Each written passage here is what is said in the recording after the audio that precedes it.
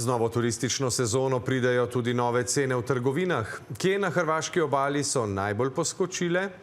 Neslavna rekorderka Baška na otoku Krk, kjer za izdelke v trgovini plačujejo 11,2% več kot meseca maja. Na drugem mestu je Tribun pri Vodicah, kjer so cene narasle za 10,4, sledi otok Pag z 10,1. Tudi na Pašmanu so cene poskočile za skoraj desetino, v Omišu pa za dobrih 9%. Domačini so ogorčeni, ker da na Hrvaškem nimajo švicarskih ali nemških plač. Tuji turisti pa so marsikje neprijetno presenečeni. In kdo je kriv za višje cene ter kaj pravi vlada? Denis Čulum. Naše denarnice so vse tanjše, pravijo v Baški na Krku. Da li te cijene skoče ljeti? Pa naravno. Kad idete u trgovinu, svaki dan druga cijena. To je taj trend. Što posebno? Sve. Od hrane, voća. Skoči cijene za euro 2, što se tiče higijenskih potrepština najviše. Aplikacija za primerjavo cen potrjuje ogorčenost prebivalcev obalne Hrvaške. Medtem ko lahko na celini plenice kupijo za 15 evrov, jih bodo ob morju olajšale za 26. Najbolj običajna zobna pasta ima na obali dvojno ceno.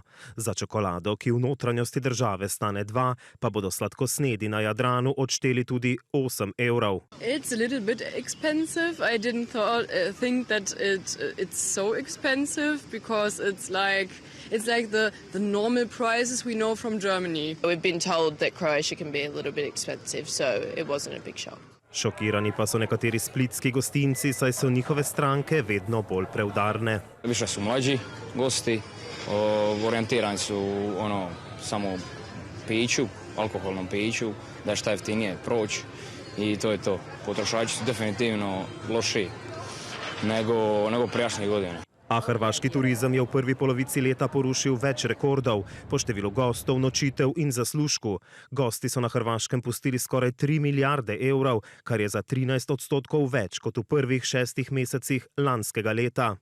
Što vam bogatiji gosti dolaze, to prirodno vi više dižete cijene, neovisno o tome kakva je kvaliteta vaših usluga. Znači, ako vam dolazi Elon Musk, vi ćete podići cijene samo zbog njega i zbog njegovih prijatelja. Podjetniki, potrošniki, celo premijer Plenković, vsi bi razpravljali o višjih cenah, pristojni minister pa želi počakati na jesen oziroma konec glavne sezone. A mi smo o tome već dovoljno razgovarali sa cijelim turističkim sektorom, cijelu zimu i jesen, kada se konačnici na veliki dio cijena informira i sada više na tu temu nemamo bilo što dodatno dodati.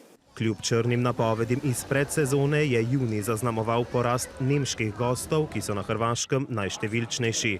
Naša južna soseda pa ostaja tudi prva dopustniška izbira za polovico Slovencev.